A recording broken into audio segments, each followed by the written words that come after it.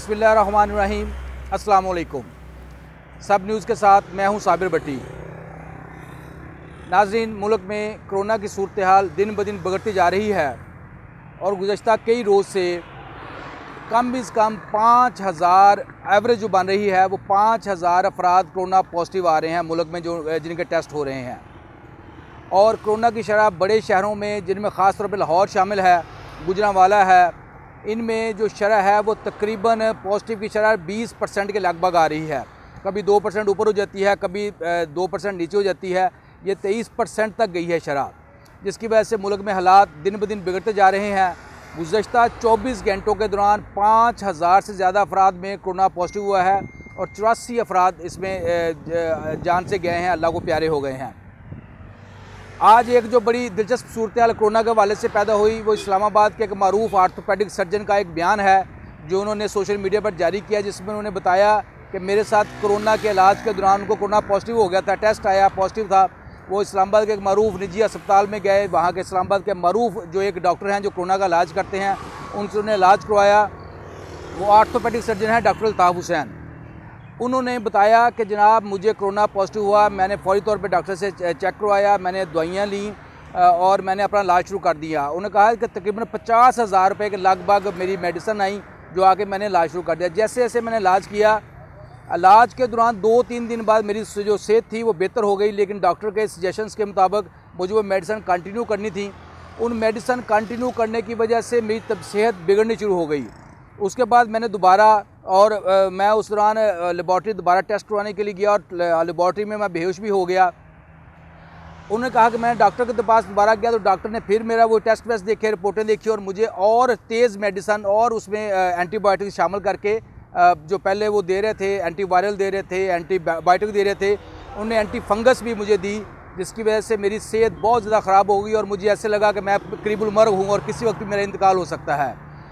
फिर उन्हें एक और डॉक्टर ने मशवरा दिया और बताया कि आप ये जो है कोरोना की वजह से नहीं मर रहे, बल्कि जो मेडिसिन का जहर आपको दिया जा रहा है उसकी वजह से मर रहे हैं। और मैंने मेडिसिन छोड़ी और 3 दिन बाद मैं बिल्कुल नॉर्मल हो गया और सेहतमंद ज़िंदगी गुजारनी शुरू कर दी।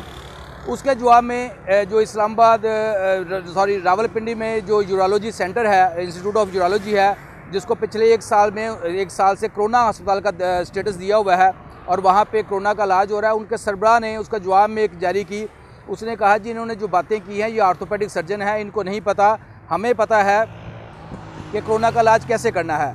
और यूरोलॉजी जो पिंडी का इंस्टीट्यूट है उसमें अभी तक 3 लाख से ज़्यादा जो मरीज़ हैं वो सेहतयाब हो चुके हैं। अब सूरत हाल ये है कि ये डॉक्टर्स भी कोरोना की सूरत हाल पर आमने सामने आ गए हैं।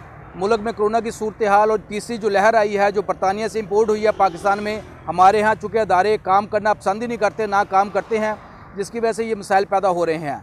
इस्लामाबाद में जो कोरोना की सूरत हाल है उस पर बात करने के लिए आज हमारे साथ मौजूद हैं जनाब वहीद डोगर साहब। वहीद डोगर साहब बड़े मशहूर साफ़ी हैं इस्लामाबाद के और आज पहली बार हमारे प्रोग्राम में शरीक हो रहे हैं, तो हम उनसे पूछते हैं जी डोगर साहब बताइए, जो इस्लामाबाद में कोरोना की सूरत हाल बनी हुई है उसके बारे में आपका क्या कहना है? नहमदुहु व नसल्ली व नसल्लिम अला रसूलिल करीम, अम्मा बाद, फ़ाउज़ बिल्लाहि मिनश शैतानिर रजीम, बिस्मिल्लाहिर्रहमानिर्रहीम। साबिर भट्टी साहब बहुत शुक्रिया आपका। सर, ओवरऑल अगर इस्लामाबाद की सूरत हाल देखी जाए तो क्योंकि आपको पता है पिछले 9-10 महीने से जो हालात हैं मीडिया इंडस्ट्री के, तो जो माजी की मेमोरीज़ मेरे साथ शेयर हो रही हैं सोशल मीडिया पर, तो उसमें तो मुझे देखने को यही मिल रहा है कि मोस्टली इन्हीं हालात में मार्च अप्रैल में जो चीज़ें थी वो उसी तरह जो है मार्च अप्रैल 2021 में लोगों को फेस करने को मिल रही हैं। ख़ास तौर पर मैं बात करूँगा ये जो लहर आई है कोरोना की, इससे सबसे ज़्यादा जो बच्चे हैं अंडर 10 जो हैं वो सबसे ज़्यादा मुतासर हो रहे हैं। और दूसरी जो ये है सूरत हाल के, एक चीज़ देखने में आई है कि हमारे यहाँ मार्च अप्रैल में शादी का सीज़न भी था लास्ट टाइम, और शहतूत जो जंगली शहतूत है जिसके लिए CDA मौसर इकदाम भी कर रहा है, एनर्जी फैलती है, तो इसकी वजह से कोरोना केसेस जो है मोस्टली इनमें इजाफा हो रहा है तेज़ी से। लास्ट टाइम भी ऐसा हुआ था, अभी भी। तो वही बात, इसका तरीका इलाज और जो प्राइवेट और गवर्नमेंट सेक्टर में जो लेबॉर्ट्रीज़ हैं जहाँ पे इसे टेस्ट किए जाते हैं कोरोना के, वहाँ प्रॉपर चेक एंड बैलेंस जो है वो जब तक नहीं होता, उसको जिस तरह शुरू में कॉर्डन ऑफ किया जा रहा था उस एरिए को, अब उस तरह जो है इंतज़ामिया और पुलिस जो है वो एक्टिव तो है, लेकिन यहाँ पे वही मसला है जो लास्ट ईयर था इस्लामाबाद की हम बात कर रहे हैं, तो यहाँ पे अभी भी वही मसलों मसाइल का सामना है। ब्यूरोक्रेसी का अपनी एक खींचातानी है, लॉबीज़ काम कर रही हैं, गवर्नमेंट को उस तरह प्रॉपर जो हालात हैं उस तरह जो है कम्युनिकेट नहीं किया जा रहा। फॉर एग्ज़ाम्पल जो DHO है, डिस्ट्रिक्ट हेल्थ ऑफिसर, उसकी बुनियादी ज़िम्मेदारी है कि वो तमाम तर चीज़ों को जो है देखे और इस हवाले से इक़दाम करें। तो यहाँ भी जो डिप्टी कमिश्नर इस्लामाबाद हैं वो उनका आपको थोड़ा सा आइडिया है, उनकी भी एक ब्यूरोक्रेसी में एक अपनी लॉबिंग है। तो वहाँ पे जो काम डिप्टी कमिश्नर के करने वाला है मैं समझता हूँ वो उनको करना चाहिए, और जो काम DHO का करने वाला है वो उनको ही करना चाहिए। तो इसकी वजह से जो अदारों में जो है टकराव है, इसकी वजह से भी जो कोरोना की SOPs हैं, जो इक़दाम हैं, मेरा ख़्याल में इस्लामाबाद की हद तक उस पर उस तरह अमल दरामद नहीं हो रहा जिस तरह के होना चाहिए था। अच्छा डॉक्टर साहब, मैं आपसे ये पूछना चाहता हूँ, एक तरफ तो ये कोरोना की वबा फैली हुई है और तीसरी लहर को इंतहाई ख़तरनाक करार दिया जा रहा है, दूसरी तरफ जो वैक्सीनेशन का अमल है उसमें बहुत सारे मामला सामने आ रहे हैं। मसलन अभी हमारे एक हाउसिंग के मिनिस्टर हैं बड़े मरूफ तारक बशीर चीमा, उनकी एक वीडियो भी रिलीज़ हुई और उसमें उन्होंने अपने बयान भी जारी किए और बहुत पब्लिक हुई कि उन्होंने अपनी फैमिली को लगवाने शुरू कर दिए हैं। तीसरी तरफ जो मिनिस्टर हैं NCO को लीड करते हैं हमारे असद उमर साहब, उन्होंने कहा था कि 30 मार्च से जो 50 साल से ज़्यादा उम्र के लोग हैं उनको उनके रजिस्ट्रेशन का अमल शुरू हो जाएगा, उनको वैक्सीनेशन हम लगाएंगे। इससे पहले 65 साल से ऊपर थे, फिर 60 साल से ऊपर वाले आए, अब 50 साल से ऊपर वाले। अच्छा, अब 30 मार्च गुजर चुकी है, जिन लोगों को अवेयरनेस है उन्होंने वो जो 1166 पे मैसेज भेजने थे उन्होंने मैसेज भेजे हैं, लेकिन उनको कोई जवाब मसूल नहीं हो रहा। और अभी कल पंजाब से खबर आई कि पंजाब में लाहौर में एक अस्पताल से जनाब वैक्सीनेशन 300 डोजेज़ चोरी कर ली गई। तो क्या आप समझते हैं कि ये इंतज़ामी गफलत है या ये मिली भगत के सब कुछ हो रहा है सारा कुछ? सर जी देखिए, मेरा ख्याल है, जो मेरी अंडरस्टैंडिंग है as a being investigative journalist, ये सारा कुछ जो कुछ भी हो रहा है मिली भगत में हो रहा है। जो पहली लहर आई थी कोरोना की उसमें आपको पता है उसमें मास्क और सैनिटाइज़र और वैक्सीनेशन के नाम पे जो गुल खिलाए थे ज़फ़र मिर्ज़ा साहब ने, वो भी सबके सामने है, फिर उनको हटाया भी गया। तो ये जिसकी लाठी उसकी भैंस, ये रवैया जो है वो महज़ब माशरों में हमें सूट तो नहीं करता, लेकिन अनफॉर्चुनेटली हमारी सोसाइटी में इस तरह होता है कि जो असर व रसूख है जिसका वो इस्तेमाल करते हुए वो चाहता है। जिस तरह आपको याद होगा कि ज़ल्ज़ला आया था तो और जो कंबल और अमदाद आई थी बाहर से, तो वो उन लोगों तक तो पहुंची नहीं जो ज़रूरतमंद थे, जो मुतासरा थे। इसी तरह जो कोरोना के मुतासरीन हैं, तो पहले जो है हंगामी बुनियादों पे मेरा ख्याल है कि उनको फैसिलिटेट किया जाना चाहिए।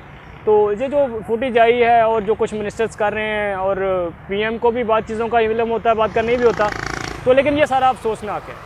अच्छा डॉक्टर साहब, मैं आपसे यही पूछना चाहता हूँ, अवाम में अवेयरनेस मौजूद है, अब 1 साल हो गया, हर बंदे को पता है कोरोना इशू है।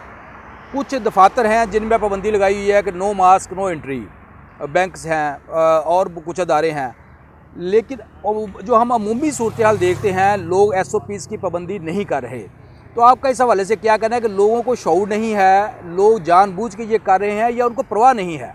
देखिए, मेरा ख्याल में लोगों में शऊर भी है, उनको परवाह भी है, लेकिन इसको फैसिलिटेट करना, आप देखें मैडम फरदौस आशिक अवान साहिबा हैं, 2 दिन से उनकी फुटेज जो है वो जिस भी इवेंट में जा रही है, जहाँ भी कवरेज मिलती हैं, तो वो उन्होंने अमूमन मास्क जो उसका इस्तेमाल नहीं करती।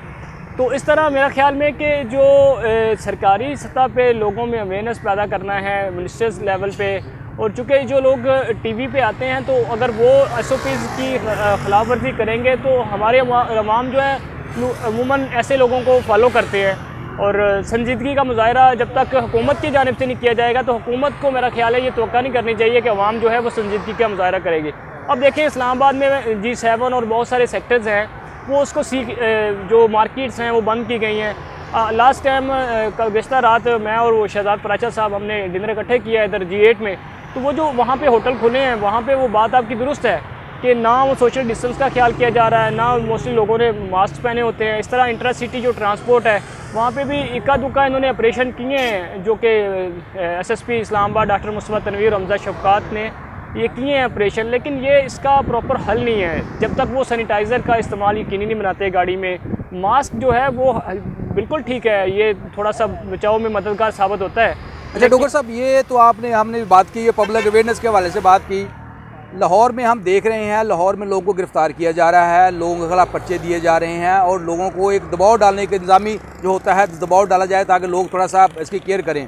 क्या इस्लामाबाद में इस तरह के वाक़यात हुए हैं, लोगों को गिरफ़्तार किया गया हो या लोगों को उस पर क्या कहते हैं जुर्माने किए गए हों या उनको सज़ा दी गई हो? ये पब्लिक ट्रांसपोर्ट को जो है वो डिप्टी कमिश्नर इस्लामाबाद में, हालांकि ये तो जो है ट्रांसपोर्ट सेक्रेटरी है उसका काम है, तो उन्होंने इक्का दुक्का लोगों को किए हैं। लेकिन ओवरऑल आप इस्लामाबाद किसी भी मरकज़ में चले जाएँ, सब्ज़ मंडी में चले जाएँ, इवन के किसी भी मार्केट में चले जाएँ, आपको कहीं भी ऐसी कोई कार्रवाई जो है वो दिखाई नहीं देती, और जो कि बड़ा अफसोसनाक अमल है। और पुलिस ऑफिशियल जो हैं वो उनकी भी बुनियादी ज़िम्मेदारी जो है वो उस तरह तो नहीं है। अब पुलिस को अगर आप लगा दें कि कोरोना SOPs पर अमल दरामद कराना है, तो क्राइम की सूरत हाल शहर में जो भी है बड़ी खौफनाक हद तक जो है वो उसमें इजाफा हुआ है, तो उसको भी पुलिस ने देखना होता है। मोस्टली ये तो बुनियादी काम जो है वो अपने अपने महकमे में रह के, ये बुनियादी काम जो DHO है, DHO अपनी टीम के हमरा जो है वो तमाम SOPs पर अमल दरामद कराए, उनकी अपनी अथॉरिटी है। तो स्कूल्स पे अमूमन हमारे यहाँ बदकिस्मती से फिर बाद चीज़ें लोगों को बड़ी चुभती हैं कि प्राइवेट सेक्टर में जो है वो ताजरों को, बिजनेसमैनों को दबाया जा रहा है कि सिर्फ पैसा बनाने के लिए। गवर्नमेंट सेक्टर में तो SOPs पर उस तरह अमल दरामद होता दिखाई नहीं देता। नाज़रीन, आज हमने जो कोरोना की मुल्क भर में और ख़ास तौर पे इस्लामाबाद में जो सूरत हाल है उस पर हमने आपको जो है सूरत हाल से अपडेट करने की कोशिश की। जो ओवरऑल सिचुएशन है वो उसमें ना सिर्फ अवाम SOPs का ख्याल नहीं कर रहे, बल्कि जो इंतज़ामिया है जिसने SOPs पर अमल दरामद कराना है वो भी उस पर बुरी तरह नाकाम हो रही है। हमारी तरफ से अब तक के लिए इतना ही। देखते रहिए सब न्यूज़। अल्लाह हाफिज़।